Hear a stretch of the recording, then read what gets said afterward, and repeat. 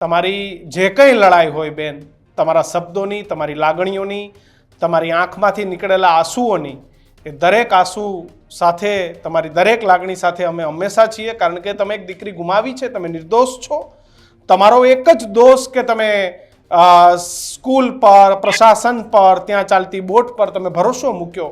તમે તમારી દીકરીને કંઈક શીખવા માટે, દુનિયા જોવા માટે પ્રવાસમાં મોકલી, પિકનિક પર મોકલી, કે દુનિયા અને દેશને, વડોદરાને આપણી દીકરી જોઈ. તમારા વિચારોને મારા સલામ છે, તમારી હિંમતને મારી સલામી છે.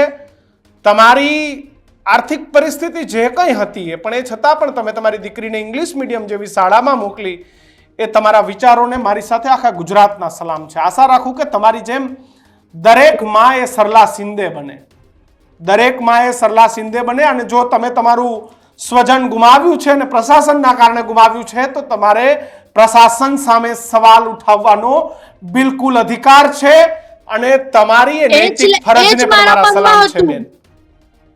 એ જ મારા મનમાં હતું કે મારો અધિકાર છે એટલે જ ગઈ હતી. પણ પોલીસ વાળાનું જેવું વર્તન કર્યું ને, હજુ સુધી એ જ વર્તન કરી રહ્યા છે. જ્યારે પ્રશાસન કશું, મુખ્યમંત્રી આવવાના હોય, હવે 2 દિવસ પહેલા તિરંગા રેલી હતી, તો ઘરે આવીને બધાના ઘરે પોલીસ વાળા બેસાડી દે છે. મારું એટલું કહેવાનું છે કે અમે કોઈની હત્યા કરી નાખી છે, અમે કશું ગુનેગાર છે, એના કરતા તમે પોલીસ વાળાના અમારા ઘરે બેસાડ કરતા પોલીસ વાળા સ્કૂલ પર મોકલો.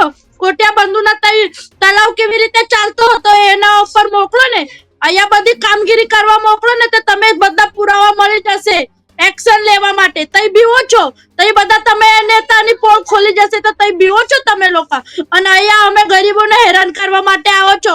4-4 કલાક સુધી અમે કઈ પૂછપરછમાં બેસાડો છો, અહીંયા આવીને પોલીસ વાળા બેસાડી દે છો. એમના 4 કલાક બગાડવા કરતા તઈ જઈને તમે કામગીરી કરો, તો આજે સુધી આ 1.5 વર્ષ નહીં, પહેલા જ ન્યાય મળી જતો અમને. મિત્રો, આવા જ વિડીયો અને શોર્ટ્સ જોવા માટે આજે જ અમારી ન્યૂઝ રૂમ યુટ્યુબ ચેનલને સબસ્ક્રાઇબ કરો.